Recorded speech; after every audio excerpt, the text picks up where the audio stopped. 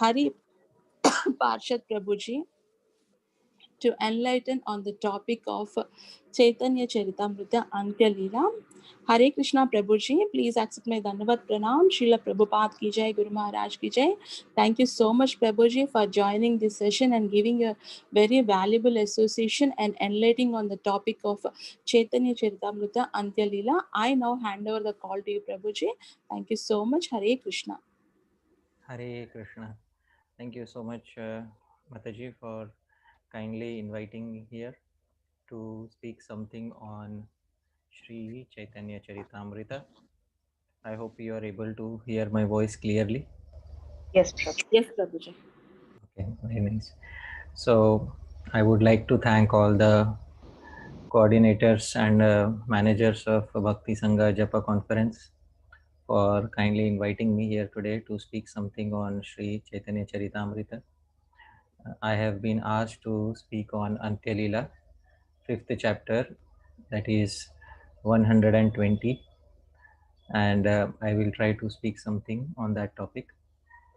But before we begin speaking something, it is very much needed that we should ensure auspiciousness for the entire program. In order to ensure auspiciousness for the program, it is necessary that we should follow the path of the previous acharyas. Sadhu Vartmanu Vartanam. So how have the previous acharyas ensured auspiciousness?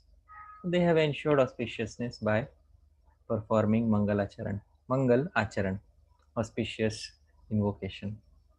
So we will also perform Mangal Acharan by chanting a few mantras.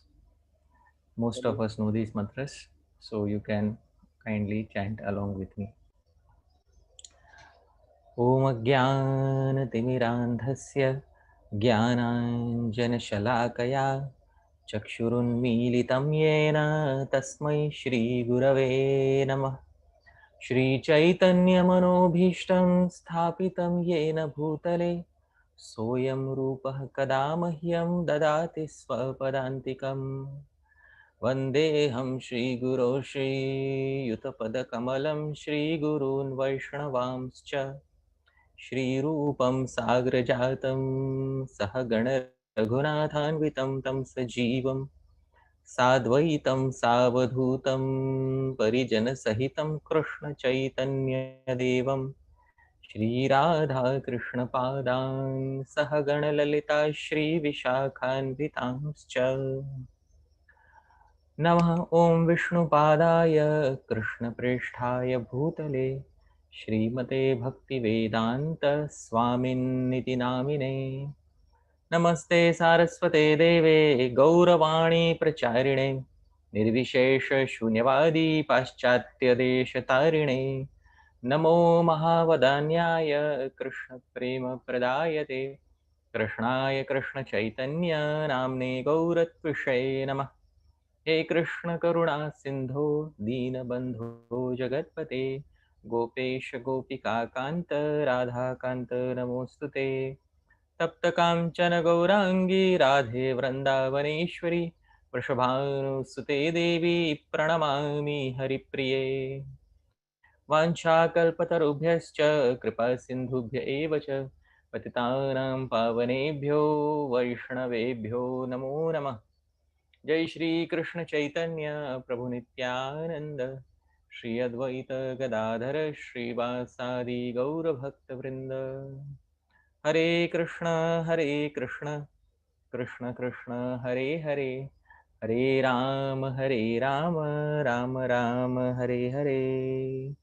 Srila Prabhupada ki jai, Ananta Koti Vaishnava Vrinda ki jai, Nitai Gaur Premanande, Hari Hari Bol. So thank you once again, dear devotees, for kindly being present here today. We are trying to discuss something from Sri Caitanya-caritāmṛta, and it is pointless to discuss Sri Caitanya-caritāmṛta unless we have Gaura Bhakta Vrindas. So Caitanya-caritāmṛta is to be discussed in Gaura Bhakta Samaj, and all of you indeed are Gaura Bhakta Samaj. So for this reason, it is my great good fortune that I am able to speak Caitanya-caritāmṛta in front of Gaudiya Bhakta Samaj. Shri Krishna Chaitanya Deva Ratimati Bhave Bhaja Prema Kalpataru Data Brajaraja Nandana Radhika Jivanadana Aparupa Ei Sabakatha. Shri Krishna Chaitanya Deva, our Lord Chaitanya, Ratimati Bhave Bhaja. Worship him with great love, dear devotees. Why? Prema Kalpataru Data. He is the bestower of the great desire fulfilling tree of Krishna Prema. All varieties of fruit, Dasya, Sakhya, Vatsalya, Madhurya are available on this tree which Chaitanya Mahaprabhu has planted. Who is Chaitanya Mahaprabhu? Vrajarajanandana Radhika Jivanadana. He is actually Krishna himself, who is the life and soul of Radhika. So how did he become Chaitanya Mahaprabhu? Aparupai Sabakatha. This is all a wonderful pastime. Navadvipe Avatari Radha Bhava Angikari. He appeared in Navadvip and accepted Radha Bhav, the mood of Srimati Radharani. Bhava Kanti Angera Bhushana. And he has two ornaments, which is his Bhava, his mood, and his Kanti, his effulgence. Tina Vancha Abhilashi Shachi Garbhe Parakashi. He has three desires in his heart, and because of which he has appeared in the womb of Shachi Devi. Sangelaya Parshada Gana. And he has not come alone, he has come along with his Parshads, with his associates. Gaura Hari Avatari Premere Vadara Kari Sadhila Manera Nija Kaj. This is Gaura Hari, he has appeared Premere Vadara Kari in order to shower prema on everyone. Sadhila Manera Nija Kaj. And while showering prema on everyone, his own desires are also fulfilled.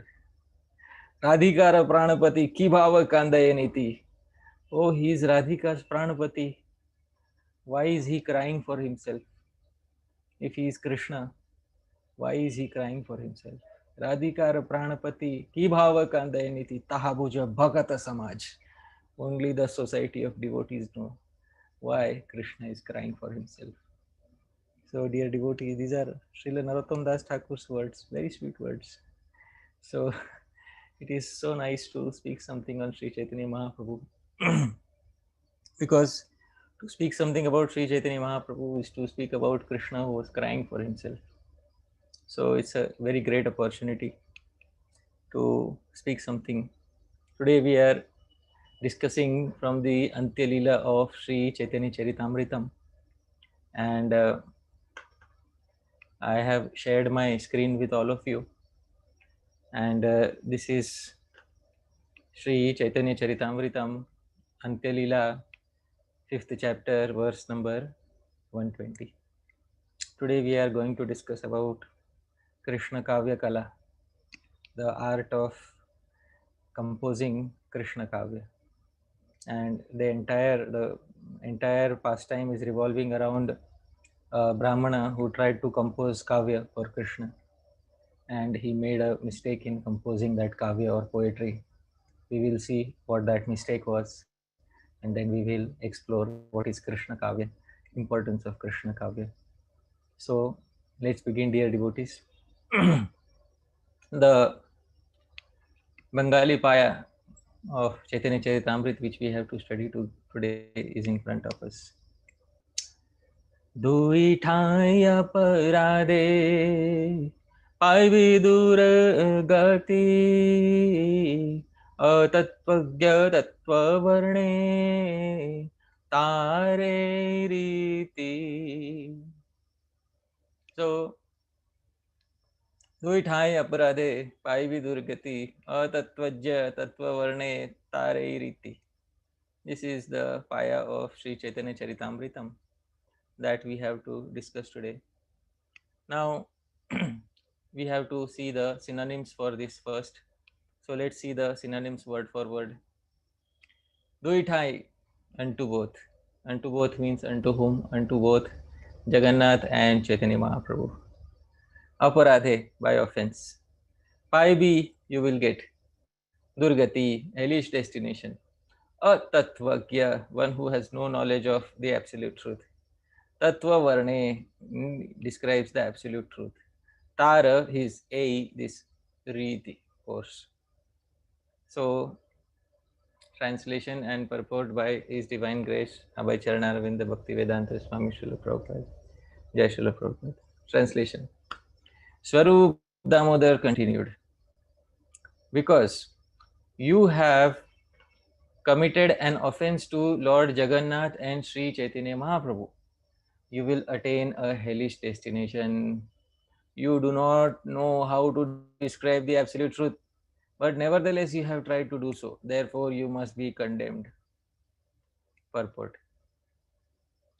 The Brahman poet from Bengal was an offender in the estimation of Swarup Damodar Goswami.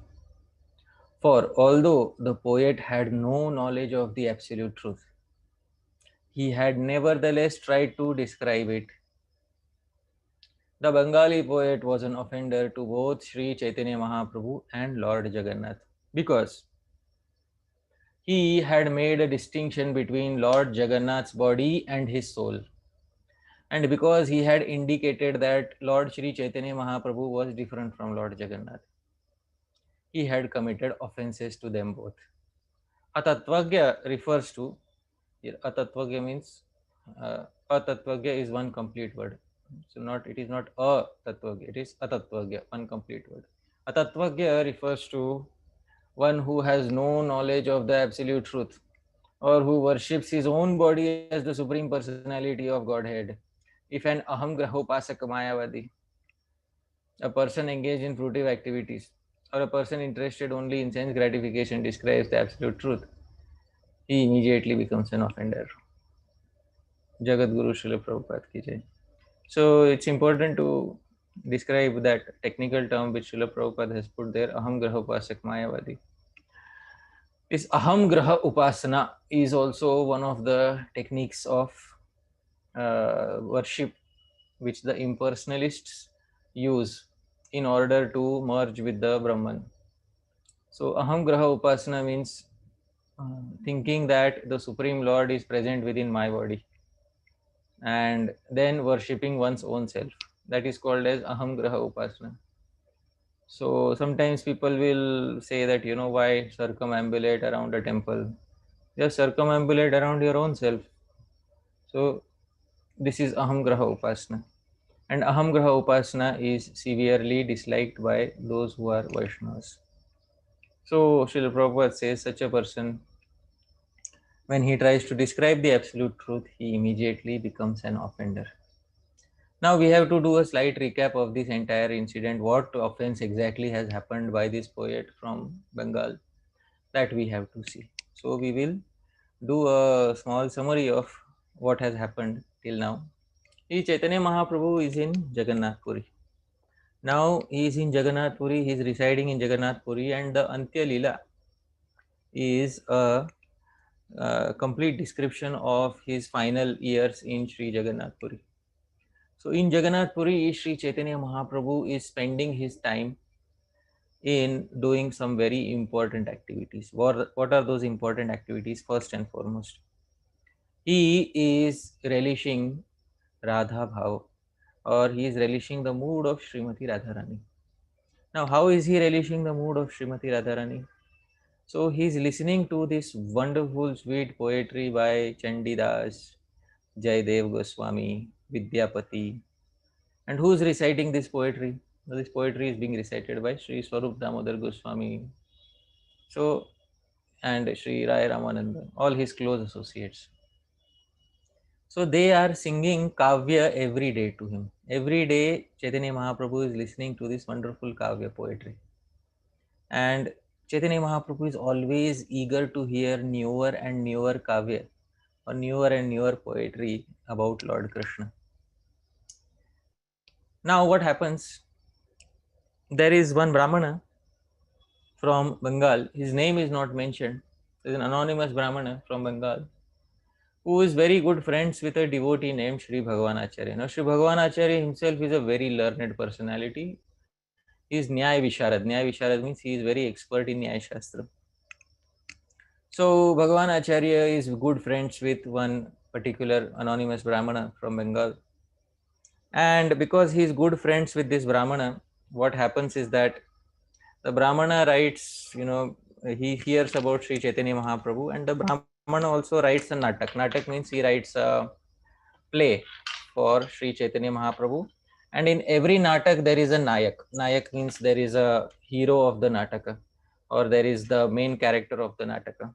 So in this nataka that this Brahmana has written, Sri Chaitanya Mahaprabhu is the nayak, or is the main hero. We don't know anything about this nataka because the only thing we got to hear about this nataka was the first verse, and Swarup Damodar Goswami did not like the first verse. Now, initially, some portions of this nataka are heard by Sri Bhagwan Acharya and other Vaishnavas.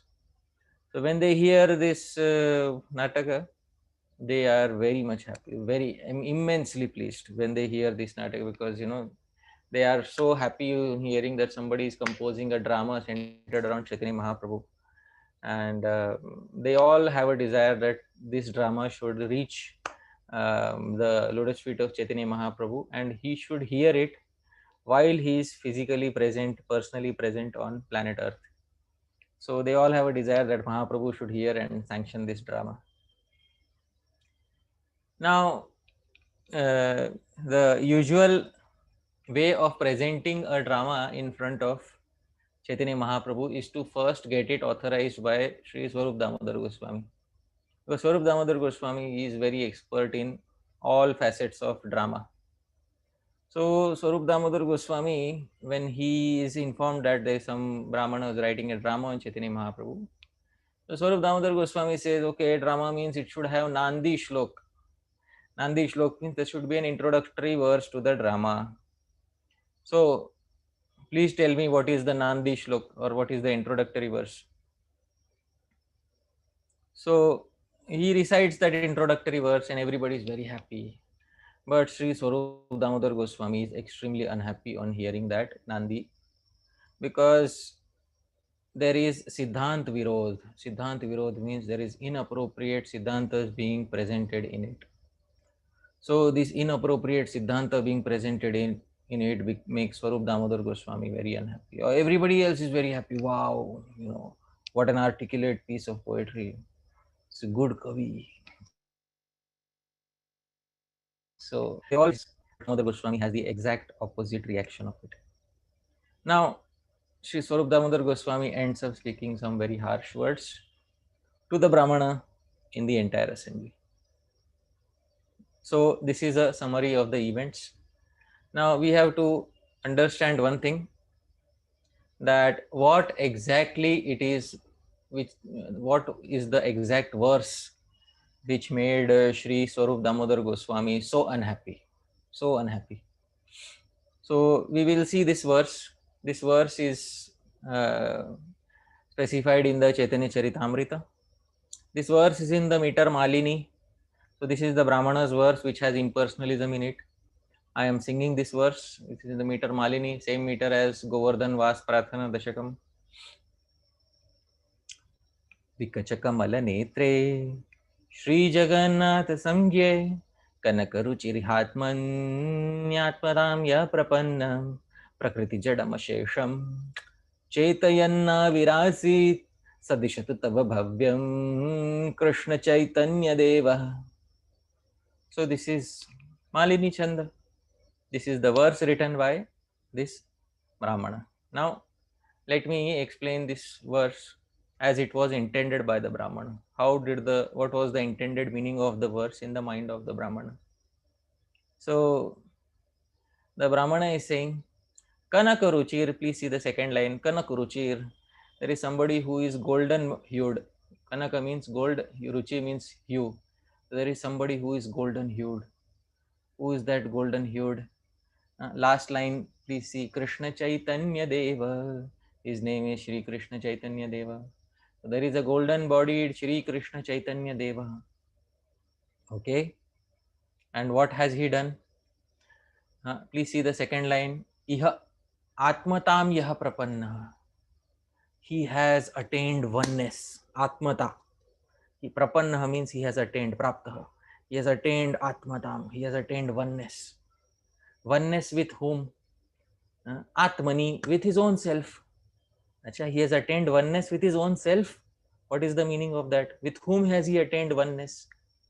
with Vikachakamal Netre, with that personality who has fully blossomed lotus eyes.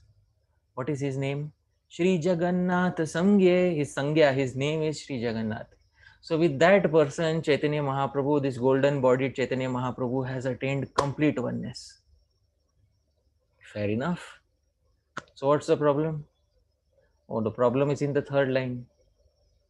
Prakriti Jadamashesham Chaitayanna Virasit. In this way, by attaining oneness, Prakriti Jadam Ashesham, this infinitely dull material body of Jagannath has been Chaitayan, has been enlivened by him. So he compared the body of Jagannath to Prakriti Jad, Jad Prakriti. So this is one problem, big problem. That Jagannath's body was Jada, made out of dead wood, and by attaining oneness with that dead wood, Chaitanya Mahaprabhu has enlivened that dead wooden body of Jagannath. Big aparad. Aparad number one. Aparad number two is in the second line. So this first aparad is towards Jagannath by saying that Jagannath's body is Prakriti Jada. Second aparad towards Chaitanya Mahaprabhu. Atmatam yaha prapanna. He has become the Atma of Jagannath, which means Chaitanya Mahaprabhu is the Atma and Jagannath is the Sharir or the body. So which means Jagannath is like a conditioned soul who has an external body and a soul underneath it. But Siddhanta says that in Krishna there is no difference of body and soul because Krishna's entire body is his own self. There is no distinction of body and soul in Krishna's existence. So this is aparat towards Chaitanya Mahaprabhu, comparing Chaitanya Mahaprabhu to a jiva, and comparing the second aparat is comparing Jagannath's body to Prakriti Jada. So sa dishatu tava bhavyam. Sa, may that Chaitanya Mahaprabhu dishatu, ensure tava bhavyam, your auspiciousness or your prosperity. So this is the verse which everybody heard it and so wow, awesome, brilliant verse. Swarup Damodar Goswami immediately caught. So this is the translation by Srila Prabhupada. The Supreme Personality of Godhead has assumed a golden complexion and has become the soul. See here, this is the aparad. He has become the soul of the body named Lord Jagannath, whose blooming lotus eyes are widely expanded. Thus he has appeared in Jagannath Puri and brought dull matter to life. Which dull matter? That body of Jagannath which is made out of wood. He has compared that body to dull matter, and Chaitanya Mahaprabhu has brought it to life by becoming one with it. May that Lord Shri Krishna Chaitanya Dev bestow all good fortune upon you. So, dear devotees, these are the two aparads in this verse. Now, having seen this verse and the problems with it, see, there are no other problems.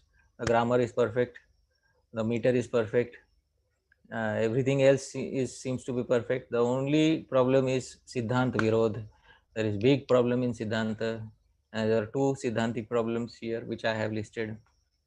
Now, it is very obvious that when some Kavi or when some poet is in this way, somebody points out a fault with some Kavi like this, that too publicly, then such criticism immensely hurts.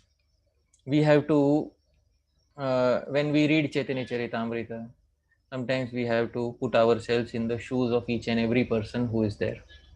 Because in Krishna-līlā, we can't put ourselves in the shoes of each and every character. Why? Because some characters are demons.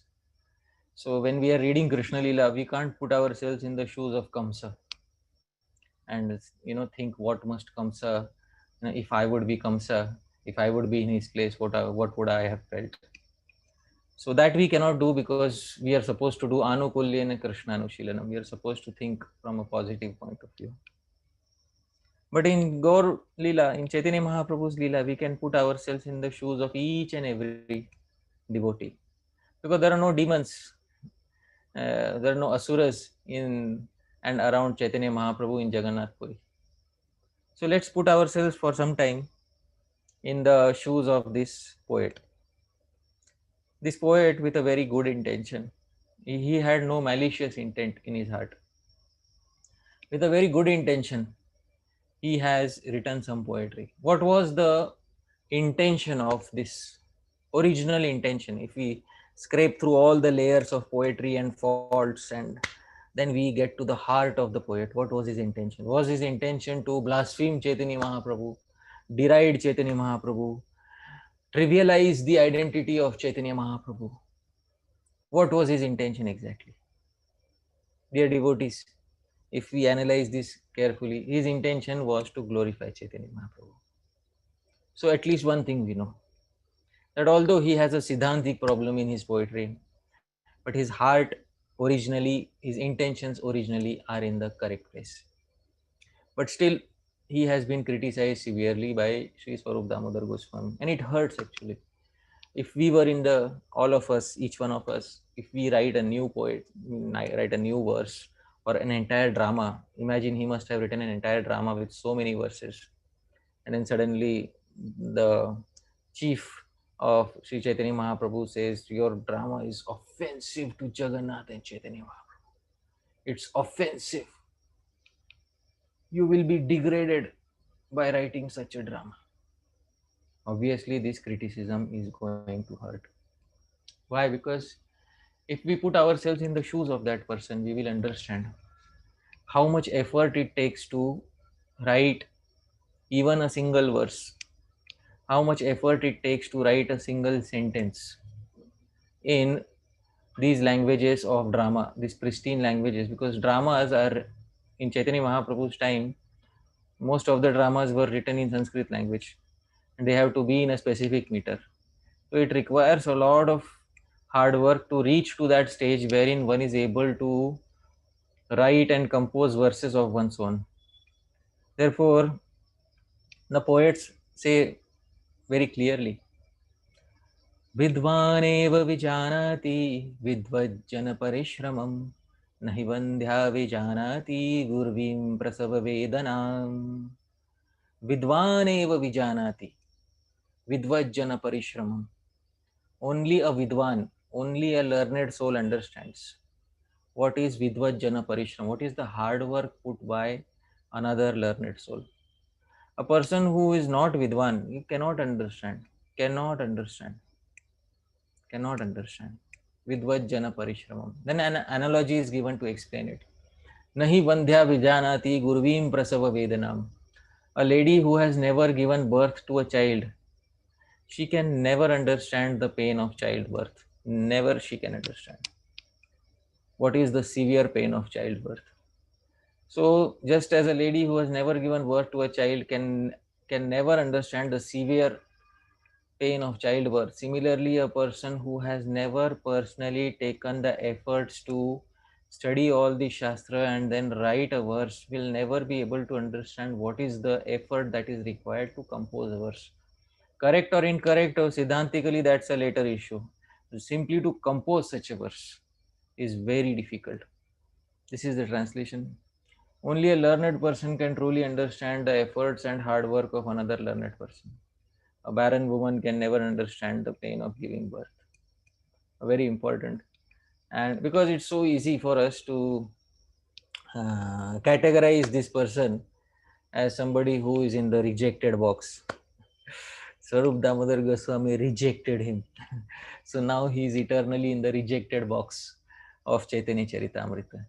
Dear devotees, this is not the case. This person will never be rejected either by Swarup Damodar Goswami or by Chaitanya Mahaprabhu.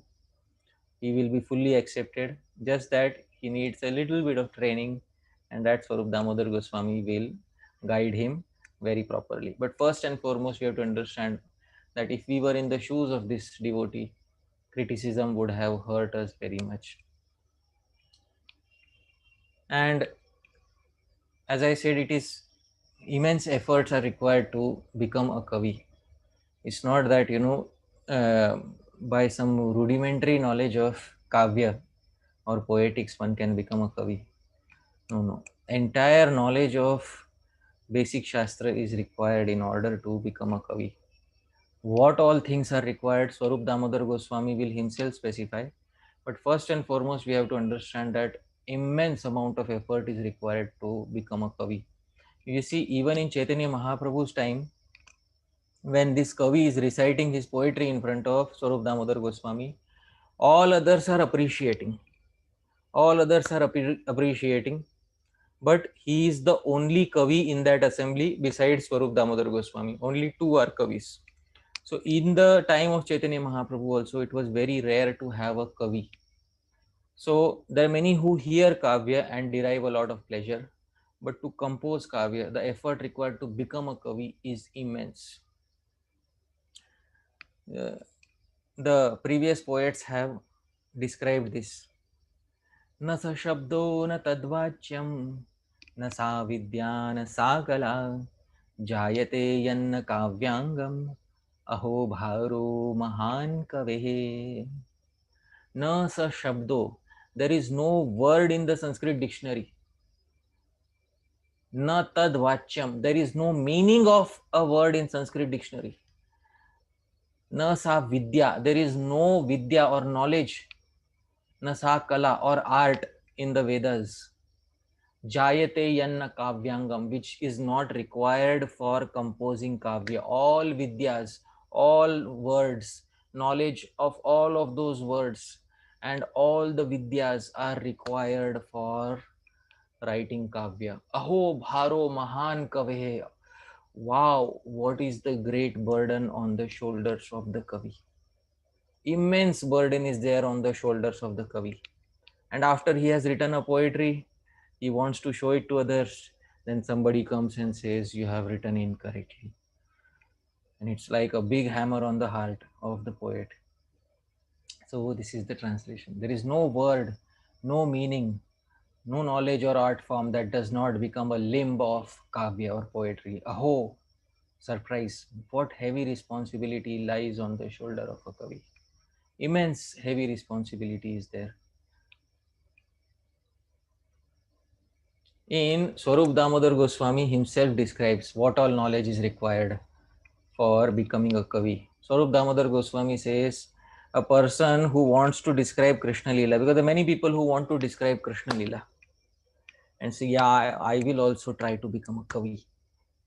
Swarup Damodar Goswami says, if a person tries to become a Kavi without appropriate knowledge, he will become char, useless person, completely useless person. These are Swarup Damodar Goswami's exact words. Dear devotees, please hear carefully what all knowledge is required in order to become Kavi. Shri Swarup Damodar Goswami says, व्याकरण नहीं जाने न जाने अलंकार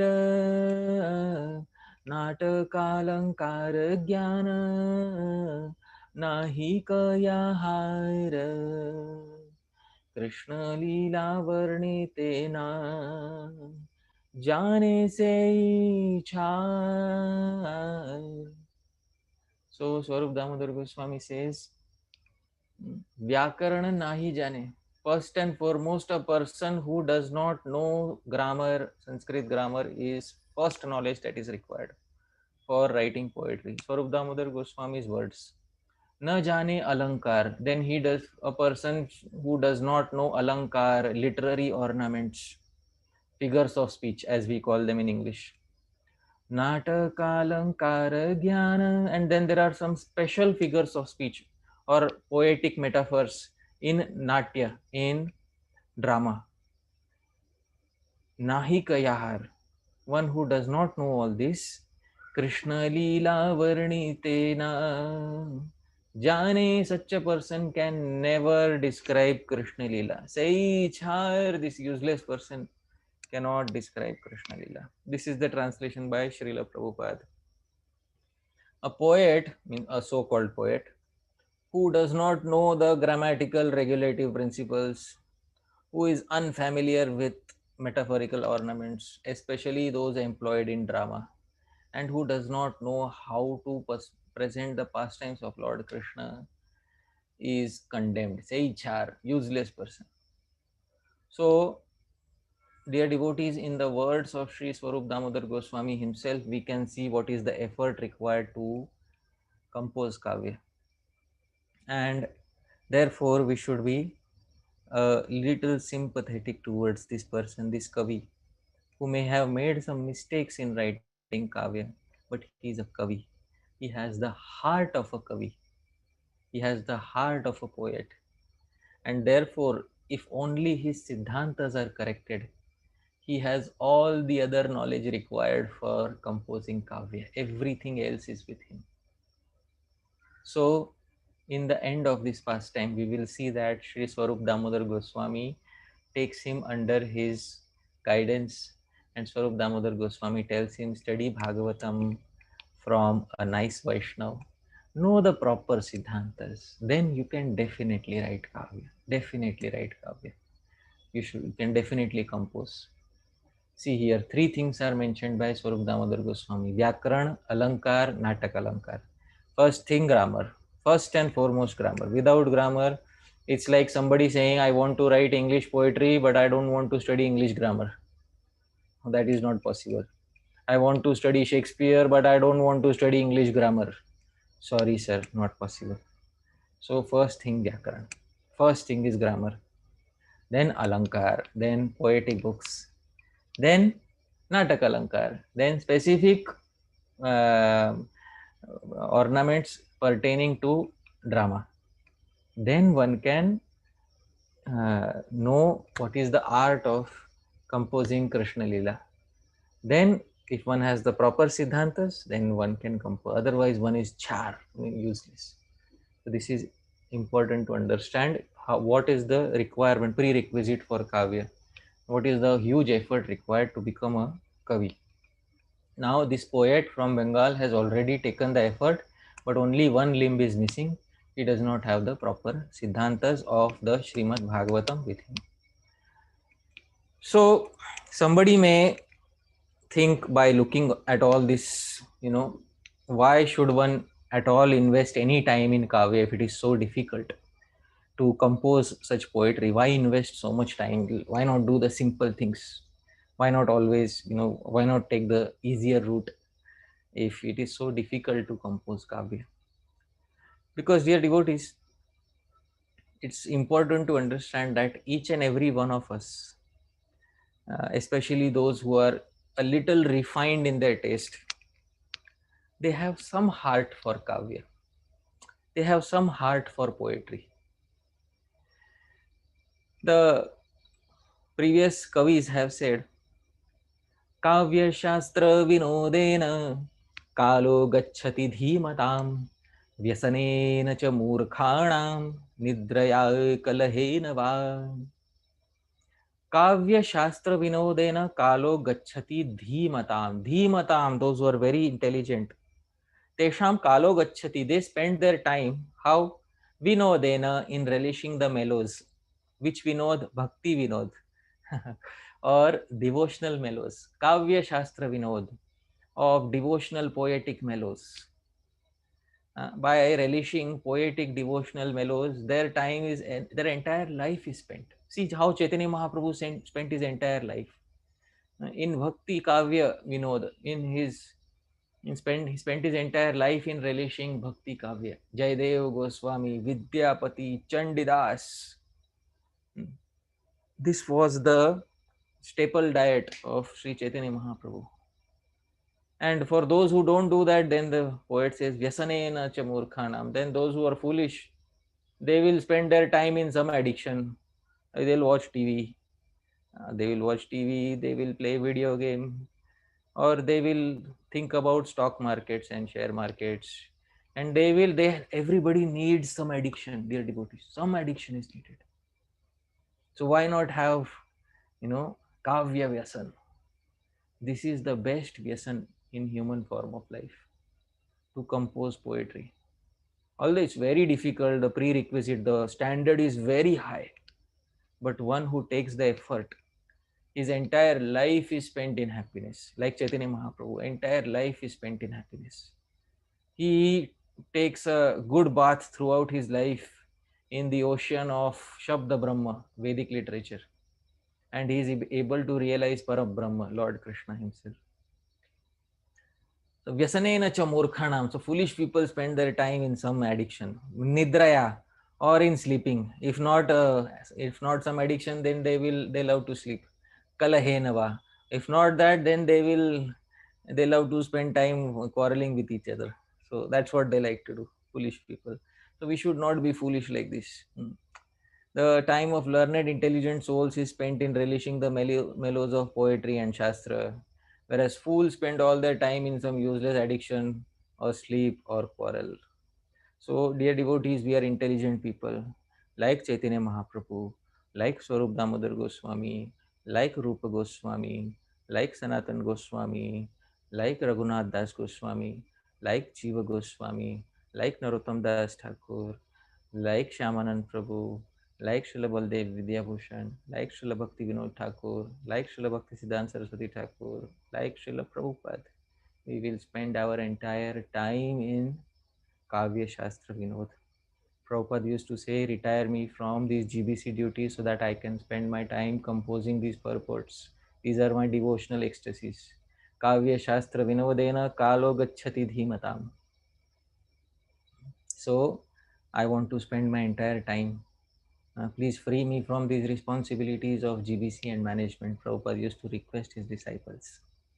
So, this is the staple diet of the intelligent devotees. Please try to understand why we should invest time in Kavya. Because this is the pleasure of all the devotees. This is pure pleasure. Kavya is pure pleasure. Bhakti Kavya is the ultimate pleasure in the human form of life. Ultimate pleasure in the human form of life. Zero cost, maximum pleasure. That is what is Kavya. But the learning curve is very steep. It's very high. So that effort is required. Now, if somebody says, I want to avoid Krishna Kavya, no, I will do something else. I will not relish Krishna Kavya. So, yes, so what else can we do? So, somebody says, I will chant. Okay, that is very nice. Chanting is Yuga Dharma. One who can chant 24 hours a day, and then that is, they do need not do anything else.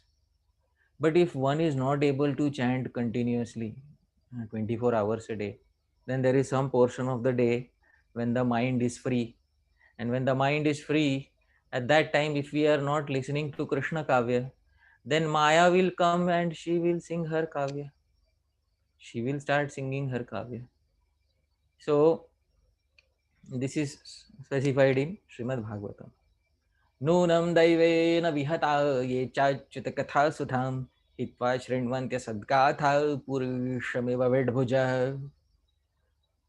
Such persons are condemned by the supreme order of the Lord, because they are averse to the nectar of the activities of the Supreme Personality of Godhead, because they are averse to this Kavya, or the nectar. They are compared to stool eating hogs. They give up hearing the transcendental activities of the Lord and indulge in hearing of the abominable activities of materialistic persons. Then, when they are free and they are not chanting, because they are not chanting 24 hours, and what do they do in the rest of their time? Then Maya will come and, you know, she will come through the via medium of some song on YouTube. Then that song will have, I love you, my dear friend. And there are so many, nice songs on YouTube. And they will hear those songs. And this is Puri Shamiva Vidbhuja. It is like compared to stool eating. Why? Because useless. You could have spent all this time in glorifying Krishna, but you spent in hearing some other kavya. One way or other, kavya is important. So many times, devotees, sometimes they used to ask me, Prabhuji, it is very difficult to memorize verses. Say you should take interest in kavya, but it's very difficult to memorize verses. So I always say, it's not difficult, because see, there are so many songs which this music industry, Bollywood, has put out. And if I sing the first line of that song, then I guarantee you that you will be able to sing the rest of the songs, the inner lines, the ending of the song, everything you have memorized. So many songs we have memorized. So memory is not a problem here. Second thing is, even in Sanskrit language, we have memorized many kavyas. If I just say Vandeham Shri Guru, then everybody will repeat such a long poetry. Vandeham Shri Guru Shri Yuta Padakamalam Shri Guru Vaishnavam Cha Shri Rupam Sagrajatam Sahagana Raghunathanvitam Tam Sajivam Sadvaitam Savadutam Parijana Sahitam Krishna Chaitanya Devam Shri Radha Krishna Padan Sahagana Lita Shri Vishakhanvitam Cha. Many of us, even without understanding each and every word, have memorized this. But still, it's so easy to put it to memory when we repeat something. So, memory is not a problem here. The problem is our intentions. So we should have that intention of indulging in Krishna-Kāvya. Now, we have to understand, while composing Kavya, our Siddhantas should be pakka, perfect, 100% pakka Siddhantas. But sometimes it's very difficult to have pakka Siddhantas, perfect Siddhantas. Sometimes even great sages do not describe the Siddhanta correctly. Doesn't mean that we should not try. We should always try to write Kavya. Even if sometimes the Siddhanta is not, it slightly goes off, the great devotees will definitely correct us. So sometimes even great souls, they are bewildered in writing Kavya. This is described in Srimad Bhagavatam. Evam vadanti rajarshe vrashaya kechananvita yatsvavacho virudhyeta nunam tena smarantyuta. This is the translation. Such is the account given by some sages, O wise king. But those who speak in this illogical way are contradicting themselves, having forgotten their own previous statements. So now Shukdev Goswami is making an interesting statement here. This chapter in Srimad Bhagavatam 10th canto, Shukdev Goswami was describing Krishna's battle with Shalva. Shalva was another demon king who attacked Krishna's Dwarka through an airplane. So Shalva, he tried to attack Krishna's city, and when his attacks were failing, he did some magic trick. He showed Krishna a dummy image of Vasudeva, Krishna's father, and he showed how he beheaded Vasudeva in front of Krishna. And when Krishna saw that Vasudeva was beheaded in front of him, Krishna started lamenting. So Shukdev Goswami says, some poets, some great sadhus also, they are great sadhus, Rishaya, he says, they are rishis, they start saying that Krishna was actually lamenting at that point of time. But actually, when they say like that, they are speaking illogically, because Krishna can never fall into lamentation, and they are contradicting themselves, because these same sadhus have previously also said that Krishna is the Supreme Personality of Godhead. So these sadhus are contradicting themselves. So even great sadhus, dear devotees, are sometimes bewildered in describing Krishna. So it is no surprise that this Brahmana from Bengal also became a little bewildered in describing Krishna-līlā. But his plus point is he tried. It is better to have loved and lost, dear devotees, rather than never have loved at all. It is better to have composed something for the pleasure of the Lord and made some mistake and then be corrected, rather than never having composed anything at all out of fear that I will make a mistake. So it is better to have loved and lost rather than have never loved at all. This is the mood of a Kavi. So the best education that Swarup Damodar Goswami specified, he told this poet from Bengal, he didn't say, now you are banned forever, don't come here in our Sangha anymore, you are banned from the temple, you are Mayavadi. No. His heart is in the correct place. So Swarup Damodar Goswami gave him a very sweet advice. What is his advice? Yah Bhagavat Pada Vaishnavera Sthane Ekanta Ashraya Kara Caitanya-caritāmṛta. He said, Yah, go, Bhagavata Pada, and study Srimad Bhagavatam, Vaishnavera Sthane, from a self-realized Vaishnava, from a pure Vaishnava, so that you will not have any Siddhantic difficulties. And see, there are pure devotees in many sampradayas. Finally, which sampradaya should you take shelter in? So Swarup Damodar Goswami says, Ekanta Ashray, take exclusive shelter, Karo Caitanya-caritāmṛta, at the lotus feet of Sri Chaitanya Mahaprabhu. So you may learn Srimad Bhagavatam from any self-realized Vaishnava, but after learning that, you should take one pointed exclusive shelter at the lotus feet of Sri Chaitanya Mahaprabhu. So this was the solution given by Shri Swarup Damodar Goswami. Not that all your kavya is useless now, all your vidya is useless because you spoke some mistake. No, no. Just correct one or two facets of your education and you will be a very nice Vaishnava. So this Vaishnava did that. He stayed in the association of Bhagavan Acharya, Sri Bhagavan Acharya, and he was studying Bhagavatam, and then his Siddhantas were corrected. So this is the best education for Krishna-Kāvya. The best education is to first understand all the Siddhantas of Srimad Bhagavatam very nicely, and then to also have the prerequisites that Shri Swarup Damodar Goswami said, which is Vyakaran, Alankar, Natak Alankar. And then one can use their skills in composing Kavya for the pleasure of Krishna. Now, why should Kavya be composed? Every generation has composed Kavya. Chaitanya Mahaprabhu composed Kavya? Yes. Next generation. Six Goswamis composed Kavya? Yes.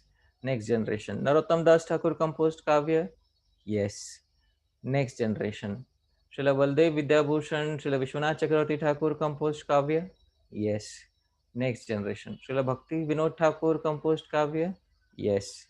Next generation. Srila Bhakti Siddhanta Saraswati Thakur composed Kavya? Yes. So much literature.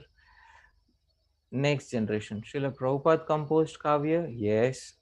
Prabhupada wrote poetry in Bengali language, Gitar Gan. Next generation. Should we compose Kavya? Yes or no? So the answer is very clear, dear devotees. In every generation, there should be composition of fresh Kavya. Krishna should be offered fresh Kavya by the fresh flowers of all the fresh generations of the Krishna Bhakti movement. So this is Krishna Kavya.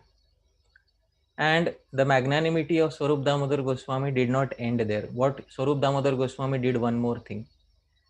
He interpreted that mistaken verse of that Bengali Brahman in a way that the offenses were removed. Dear devotees, this new interpretation is given in various verses of Caitanya-caritāmṛta. It's spread over many Bengali payas, but I have put it here in one place. See the same verse. Vikachaka netre Shri Jagannath samje Kanakaruchirihatmanyatmatam yah prapannah Prakriti jadamashesham Chaitayanna virasit Sadishata tava bhavyam Krishna Chaitanya Deva.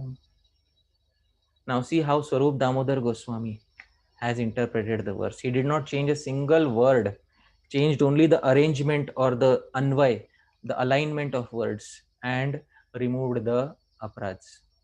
What is his translation?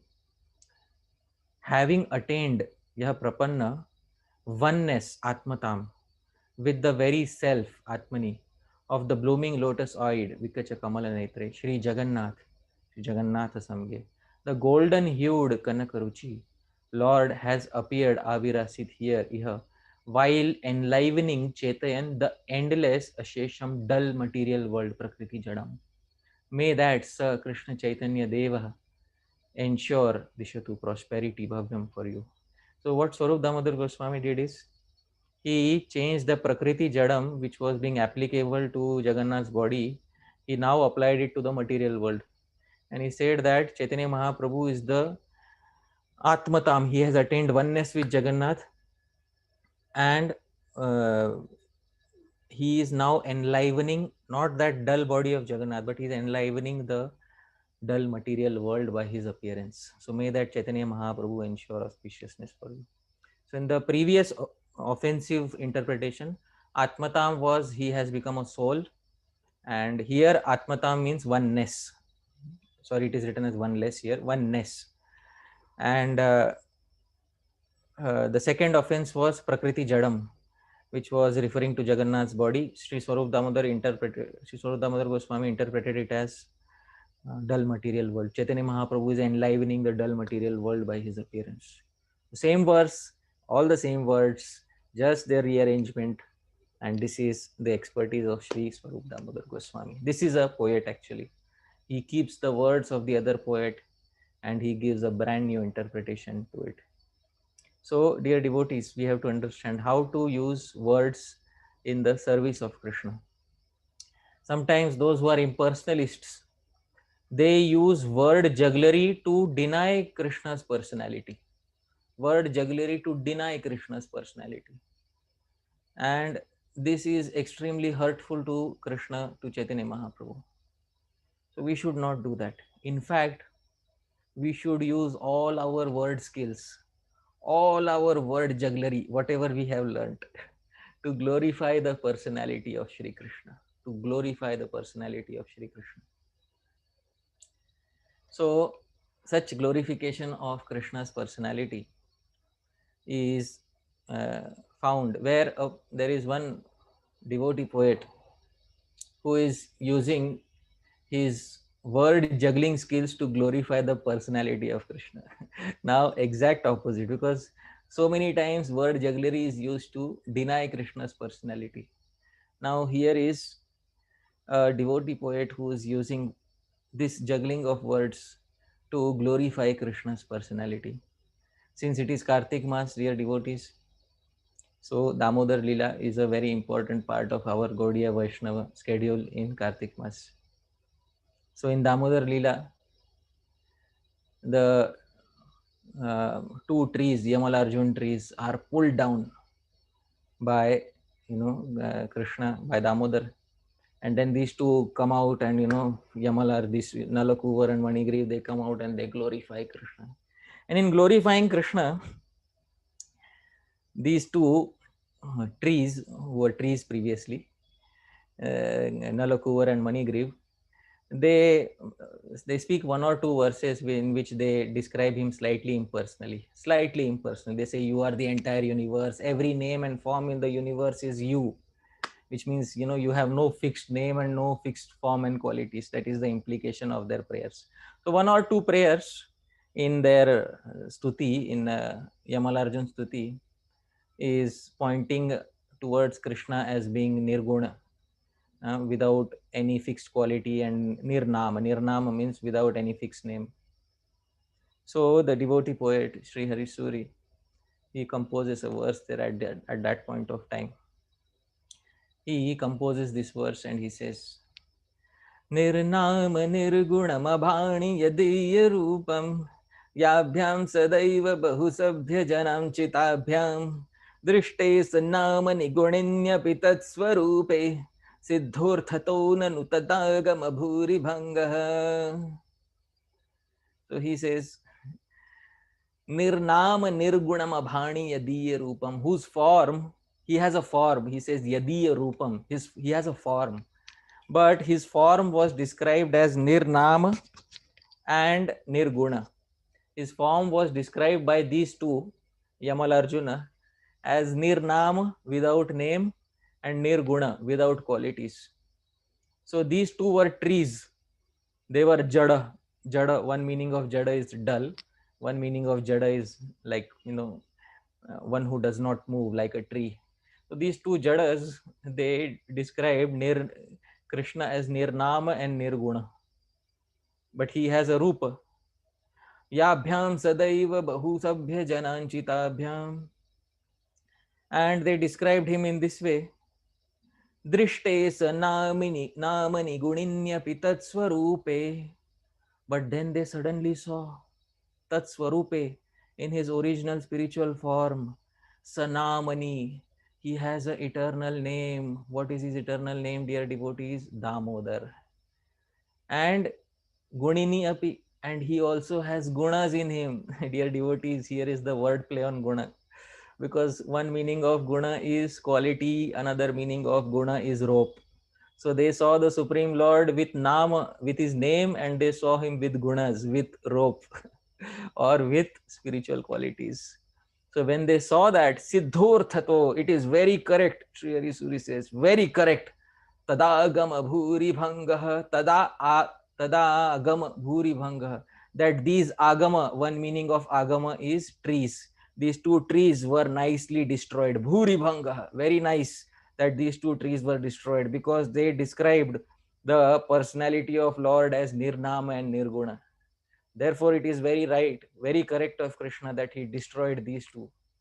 Another meaning of Agama is literatures.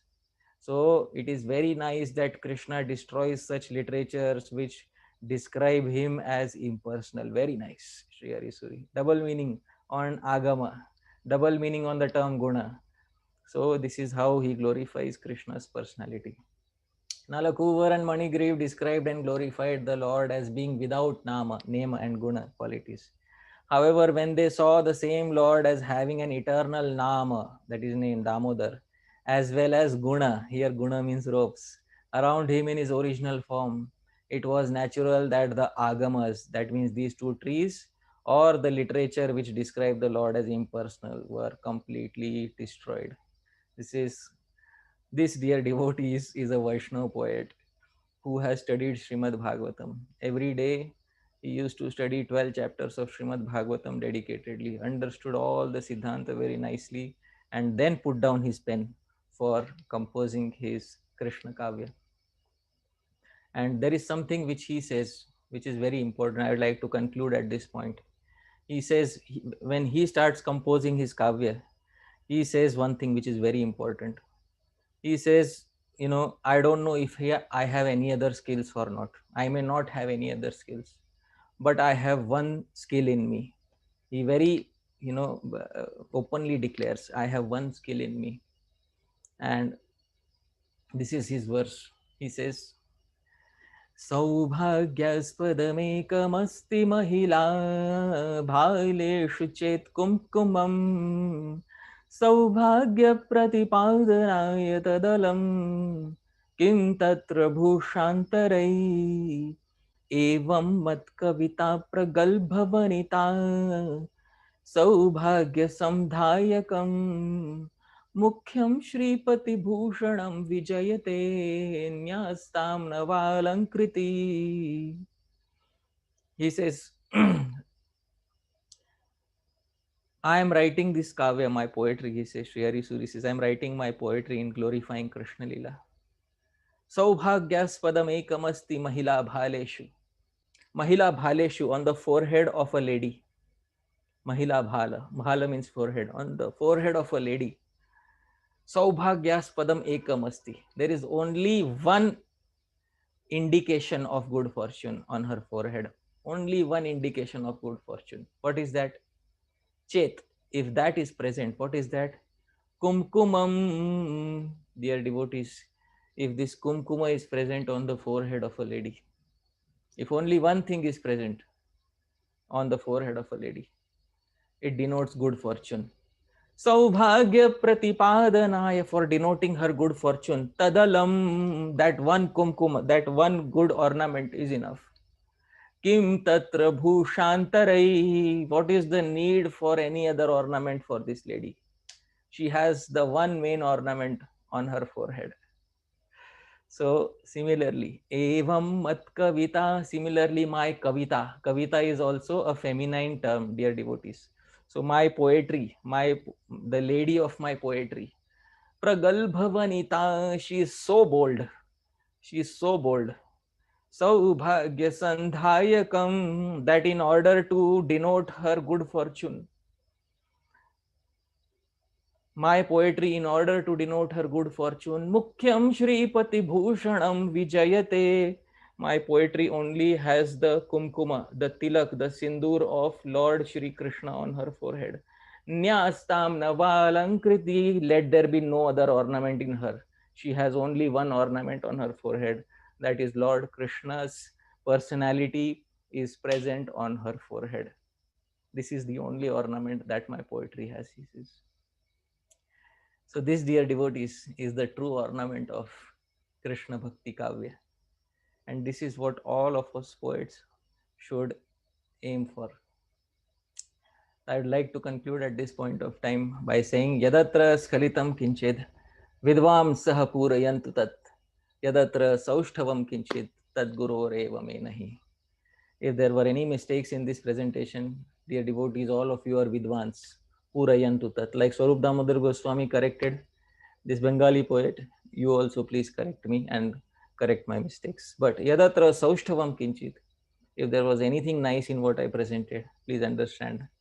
Tad Guru Reva. It belongs to my Gurujanas, all the Gurujanas, from the Guru who held my hand and taught me how to write a to the Guru who gave me spiritual initiation and showed me the ways of Krishna Prema. It all belongs to those Gurujanas. May nahi, it doesn't belong to me. Thank you very much, dear devotees. Jagat Guru Srila Prabhupada ki jai. Hare Krishna. Thank you so much, Prabhu. What a beautiful, beautiful session. I was so much waiting for the session. Thank you so much. And really, you presented so nicely how the meaning changed drastically by just arranging it in a different order. And the entire presentation and the final verse by Harisuri, it was so beautiful. Both the verses by him were so beautiful. Thank you for always adding that as the ending of every lecture. It makes the whole lecture so nice. Very nice, Prabhu. I have one question. Of course, this is not related to the poetry part of it, which was actually the focus of the class. It is more to do with what you spoke in the beginning of the class, circumambulating oneself. So I have oftentimes come across, I don't know if this is from Hari Bhakti Vilas or where, that circumambulating in the same place. Sometimes people turn around. Is that by any chance forbidden, at least in the Vaishnava culture? Because sometimes we do see people while doing Tulasi Parikrama, there is a practice of doing it in the same place. So can you comment on that practice? If it is right, wrong, Actually, whatever it is. yes, because the very meaning of the term pradakshina, dakshina means to the right. That is the meaning of dakshina. So when we do pradakshina, we have to keep to the dakshina, to the right side, that entity whom we are offering respect to. Now, when we are doing swapradakshina or aham grahopasana, so whom are we keeping to the dakshina? We are keeping aham to the dakshina. Therefore, it is not allowed. It is not good actually. The very definition, by its very definition, pradakshina means to keep the respectful object to the right and circumambulate around it. That is what it is. Very nice. Thank you very much, Prabhu. Such a fantastic class. So grateful. Thank you. Hare Krishna, Prabhu. Then,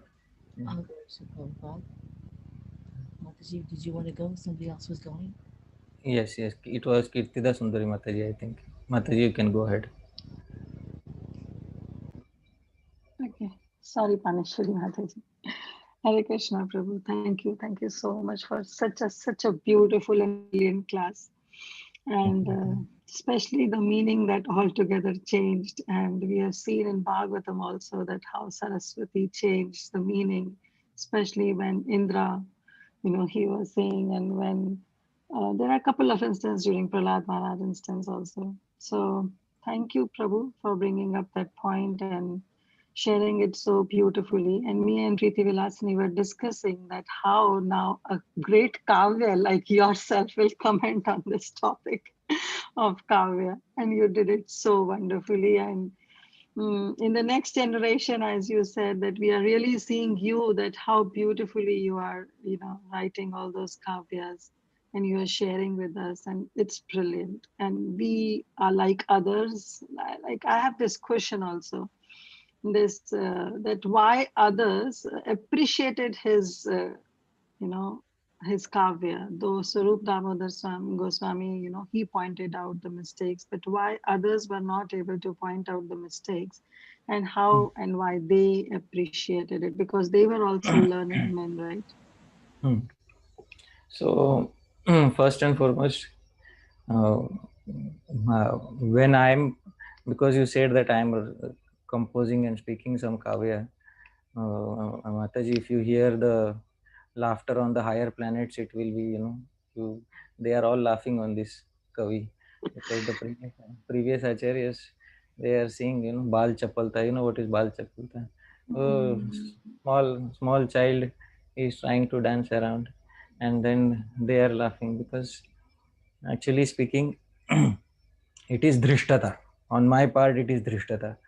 It is boldness on my part to try and compose anything. But still, I am willing to take the risk, so I am taking the risk. Better to have loved and lost rather than never have loved at all. So I am taking the risk only and only for that reason. Otherwise, if you see the previous Acharya, Rupa Goswami will laugh when seeing this person is also now today, Ajkal Hari Parshad is also composing Kavya. Oh my God.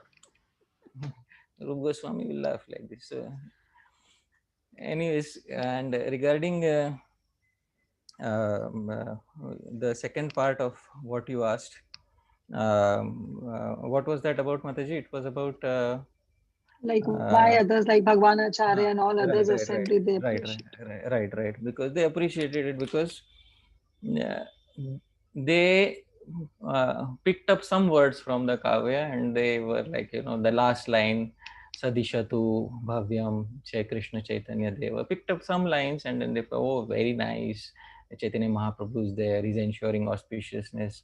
See, initially even Swarup Damodar Goswami did not immediately point faults. First and foremost, Swarup Damodar Goswami asked him, you explain your own Kavya.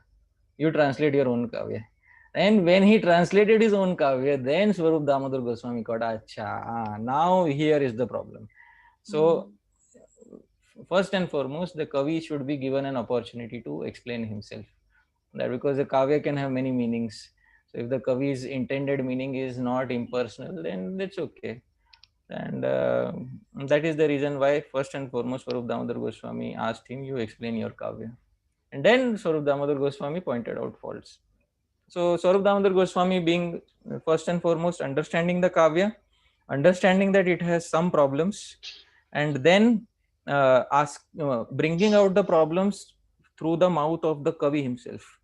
That is what Swarup, that is the extra step taken by Swarup Damodar Goswami, which others could not do, maybe because some of them could not pick up all the words, and some of them, even though they picked up all the words, they might not have the same interpretation as this Kavi.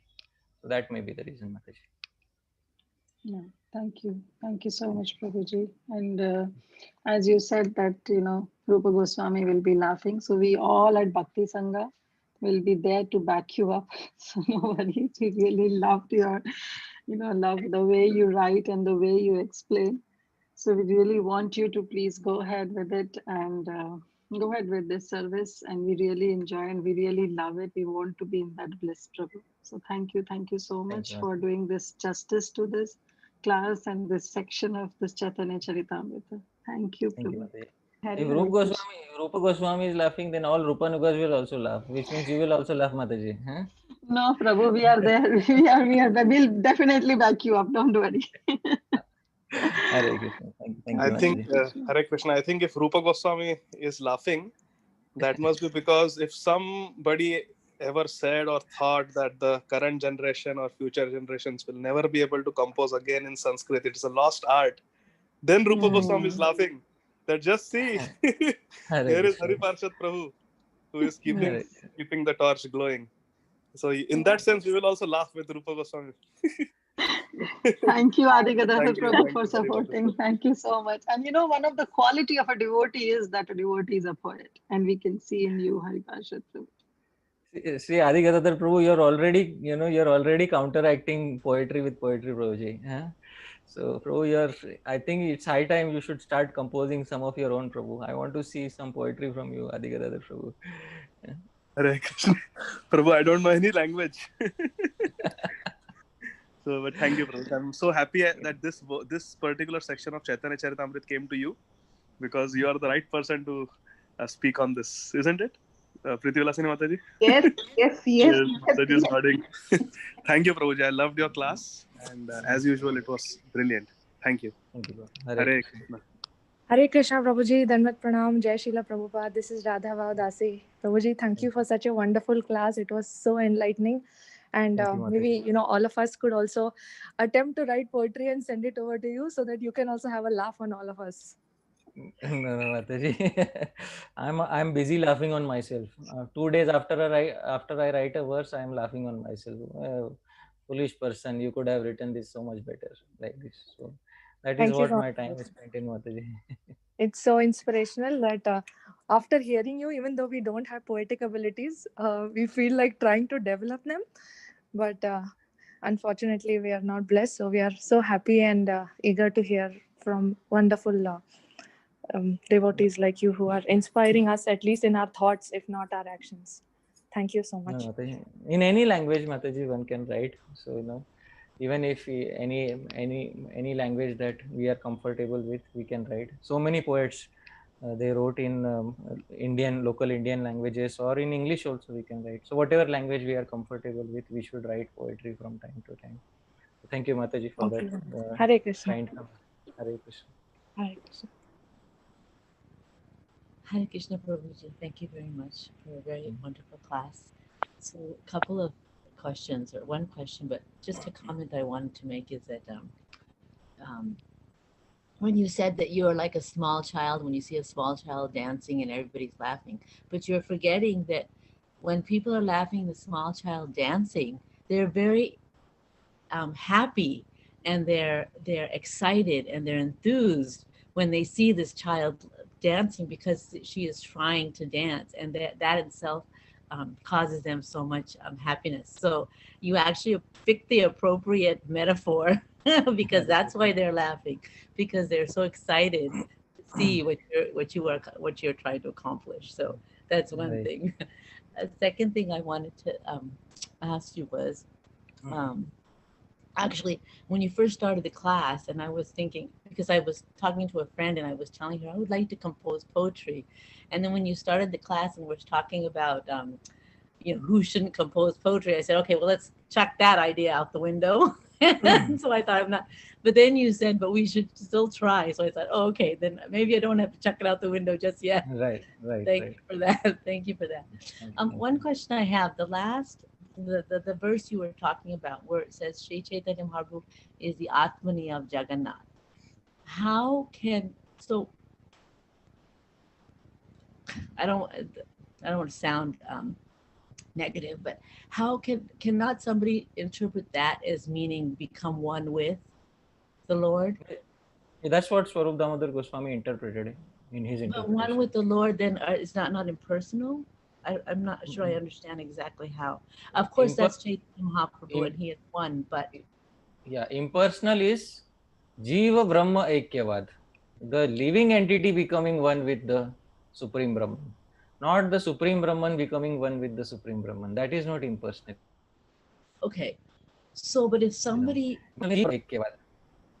If somebody does not, okay, if Chaitanya Mahaprabhu is coming in the representation of a devotee, then cannot somebody take that and say, okay, see, he's a devotee and he's becoming one with the Lord, regardless of the fact that we accept him as the Supreme Personality of Godhead. Can't somebody switch it that way or misinterpret it that way? How do we reconcile that? Chaitanya Mahaprabhu, somebody may say Chaitanya Mahaprabhu is a devotee, but which devotee? Chaitanya Mahaprabhu is Radha. Which not any devotee. He's not any, it is Radha. And for him to become one with Jagannath is not impersonalism. Why? Because Radha is Shakti, Jagannath is Shaktiman.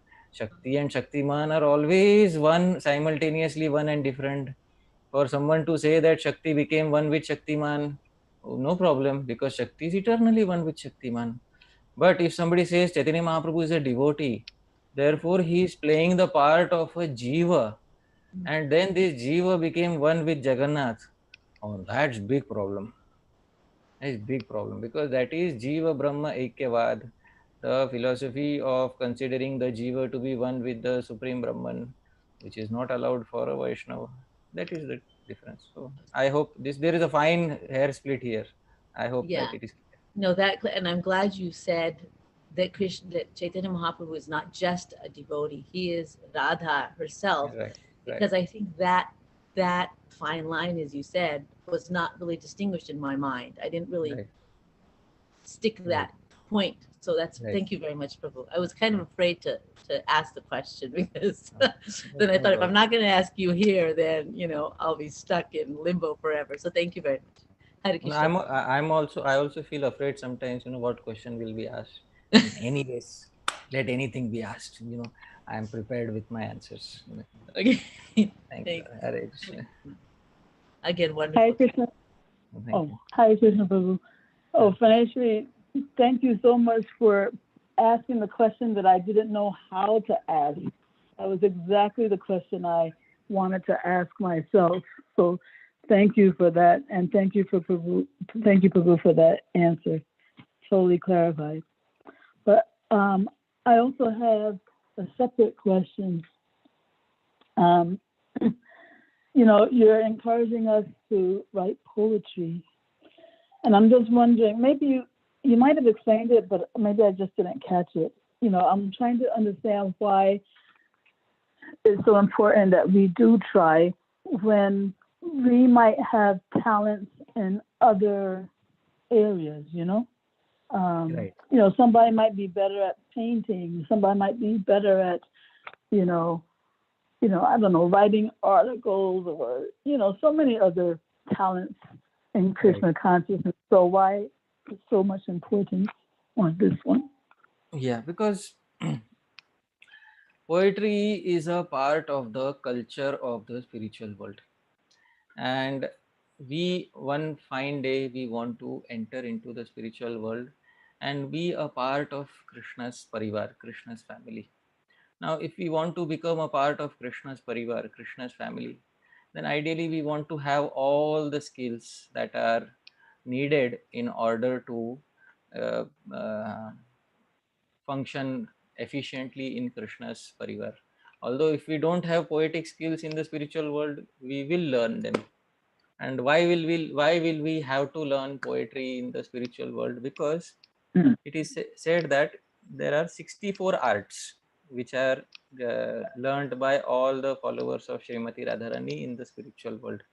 Now these 64 arts are described by Srila Bhakti Siddhanta Saraswati Thakur in his commentary to Brahma Samhita. What I will do is, I will share my screen with you, and then we can have a look at some of these 64 arts. So let's just see what are the 64 arts which Srimati Radharani is and her friends are expert in. So see here the 64 activities in purport of Brahma Samhita 5.37.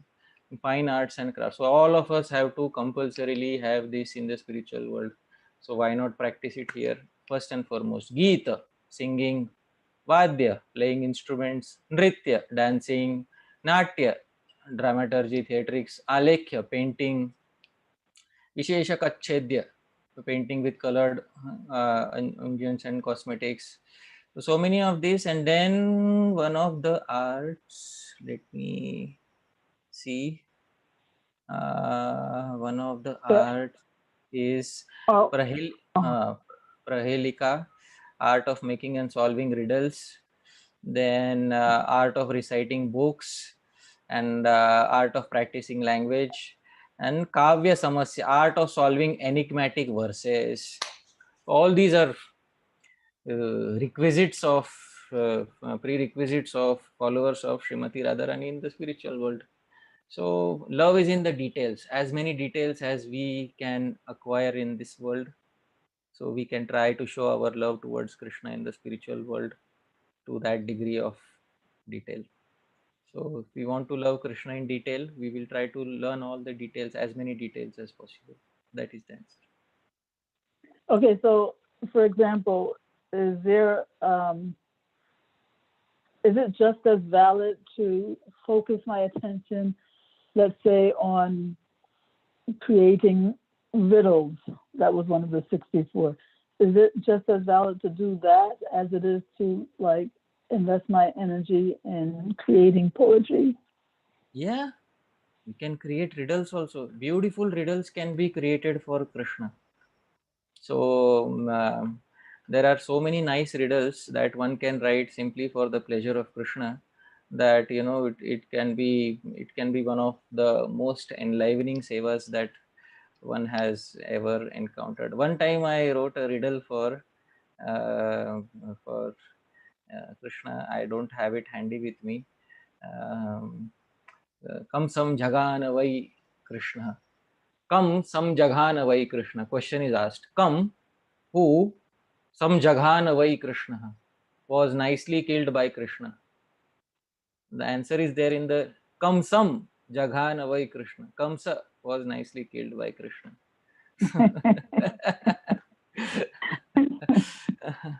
Then another was Ke Shavam Tarpayanti Ye. Ke, who are those Shavam Tarpayanti that truly satisfy a dead man? So the answer is there. Ke Shavam Tarpayanti, those who satisfy Lord Keshav. Like this is art of creating riddles. So all those arts can be brought to life in our devotional practices. That is the answer. So the real question for me then is, are trying to perfect, are all those 64 arts, are they all on the same level? Like Kāvya is one, but are they all on the same level with Kāvya or not? No, some of them are not related to Kāvya. Some of them are related to cooking. So one can select according to one's choice what one wants to specialize in. So according to what one wants to. Yeah. What I meant was, not are they all related to Kāvya. I meant, is there any like hierarchy among the 64 that, None. Okay, so it doesn't matter which one we try to perfect. It could be Kāvya, it could be the cooking, it could be the painting, it could be any of them, right? Yes. See, Kāvya and cooking are so similar to each other. What is Kāvya means? What is Kāvya? What is the purpose of Kāvya? The purpose of Kāvya is to experience rasa, mellow. What is the purpose of cooking? The purpose of cooking is to experience rasa, mellow. So Kāvya and cooking are in so many ways similar to each other. So many ways. So there are so many ways of pleasing Krishna, and we can try to specialize in whatever ways that appeal to us. Okay, great. Phew, I'm relieved. Let me just clarify also that question that Preeti Mataji brought up about circumambulating Tulsi. So when we see people who are spinning, I think you said that was not actually the correct thing to do. We just keep Tulsi, make sure that she's always closest to, let's say, our right arm, right? Or right side. See, one is spinning during dancing. That is allowed. Yeah. Because that is not circumambulation. The intention is not of circumambulation. But when the intention is of circumambulation, then one should not spin around one's own self. That is the Siddhanta. Okay. Thank you very much, Prabhu. Thank you. Hare Krishna. Hare Krishna, Prabhuji. Dandavat Pranam. This is Radha Dāsi. Prabhuji, I have a question. You just mentioned from Bhakti Rasamrit Sindhu that we need to have these 64 qualities. So is it that until we perfect all the 64 qualities, we don't get entry into the spiritual world? No, not like that. These 64 are not given in Bhakti Rasamrit Sindhu. They are Chatushashti Kala, which are previous authors in Ujjwal Nilmani and other books Rupa Goswami has specified. These Chatushashti Kala, 64 arts are present with Srimati Radharani and the Gopis. And these 64 arts are to be perfected in the Siddha Deha, not in the Sadhak Deha. In the Sadhak Deha, we can try to perfect one or two, as many as we can. But all of them will be ultimately perfected in the Siddha Deha if we become maid servant of Srimati Radharani. So it's not a prerequisite. None of this is a prerequisite for entering into spiritual world. That is the answer. Okay, Prabhuji. Thank you so much. Thank you. Thank you, Radha Bhava Mataji. Thank you, Radha Bhava Mataji, for asking this question. Even I was thinking that for us the entry is limited now. I don't think so we'll be able to enter the spiritual world. Well, that way I also can't enter. The only thing what I know to cook is I know how to boil water. That's what I know. In that way I also can't enter. Maybe that's why it says you take millions and millions of lives to go back. Yeah. True, so true. Thank you, thank you. Hare Krishna. Hare Krishna, Prabhuji. Thank you so much for this enlivening class, Prabhuji. Prabhuji, regarding this circumambulation, I have a question. So while we circumambulate Tulsi Maharani, so I have seen some of the devotees spin around themselves and circumambulate at some point. How to see that aspect, Prabhuji? What they do is they don't circumambulate around themselves because they don't want to show their back towards the deity. Therefore, what they do is they turn around so that their back is never facing the deity. That is what they do. So that is the reason why they turn around while they are circumambulating. Okay. Thank you so much, Prabhuji. Got it. Very nice. Yeah, thank you so much, Prabhuji, again for this giving your valuable time and enlightening on this topic, Prabhuji. Such a wonderful class. We have to again repeatedly hear this class, Prabhuji. And at this point, Prabhuji, with your permission and with devotees' permission, if there are no more questions, Prabhuji, then I would like to pay my obeisances to you, Prabhuji. Hare Krishna. Hare Krishna, Prabhuji. Hare Krishna. Yeah, one thing is, as long as it's possible, we can have questions. I am available here, no problem. But as long as time permits, so yes, Prabhu, you can go ahead. Hare Krishna, Dandot Pranam to you. It was very nice lecture. Loved very much as you created the Rasa Bhava of creating poets in us today. We never thought about this, that we can create the poet like, this way. So, you are also in the footstep of His Holiness Radha Govind Swami Maharaj, that the way he speaks the katha and when he speaks the sloka and gives the sandhi separations of the slokas very nicely. Similar way, like you're trying best in footstep of Radha Govind Swami Maharaj, which I like very much from you all the time. We have enjoyed here in Chicago also all your lecture in poetry way of speaking out. And your sloka that you speak, the bhav in it, so very deeply involved in it all the time. We love you all for that all wonderful class today. Thank you, Prabhu. His Holiness Radha Goswami Maharaj ki jai, Hari Prasad Prabhu ki jai. Shri Gurudev ki jai. Hare Krishna.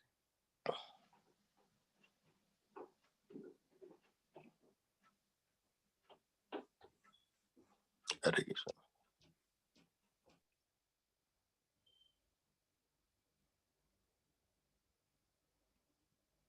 Okay. Hare Krishna, Prabhu. Hare Krishna, Prabhu. Dandavat pranams. All glories to Shri Guru and Gauranga. Prabhu, I just wanted to express my gratitude to you. I have no questions, but sincerely thank you for your, please, contribute and associate with us more on Caitanya-caritāmṛta, because it is so nectarian, and as everybody said, I'm also very, very pleased that this verse actually came to you, and you did a fantastic job, Prabhu, for helping us relish this nectar. And to your credit, sometimes what is being conveyed through the poetry itself is difficult to understand and decipher. And when you are able to compose such poetry, I mean, what more can we say, Prabhu? I'm just talking about even Hari Suri's compositions. It's so hard to decipher. Even after you translating it for us, it takes some time for us to ingest and understand the essence of the poetry. So we are so indebted to you, because composing poetry, as we understand through your lecture, is no joke, and you simplify it and help us understand the nectar through your translations. Totally indebted to you, Prabhu. Hare Krishna. Hare Krishna. Hare.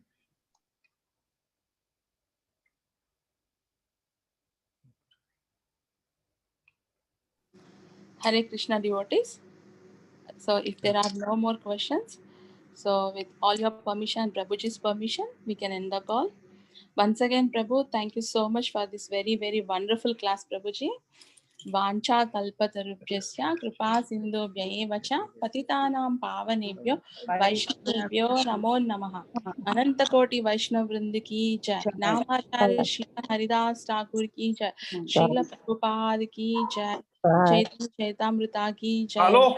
His Grace Hari Parshad Prabhu ji ki jai. Jai. Thank you Hare so much, Krishna. Prabhu. Hare Krishna Prabhuji, thank you Prabhuji, Hare Koti Krishna. Koti Dandavat Pranam, Hare Krishna. Thank Thank you Prabhuji, Hare Krishna. Prabhuji, Hare Krishna, Dandavat Pranam. Thank you Prabhu, Hare Krishna. Very beautiful class, Hare Krishna. Thank you, Prabhuji. Hare Krishna. Thank you, Prabhuji. Hare Krishna. Thank you, Prabhuji. Hare Krishna. Hare Krishna.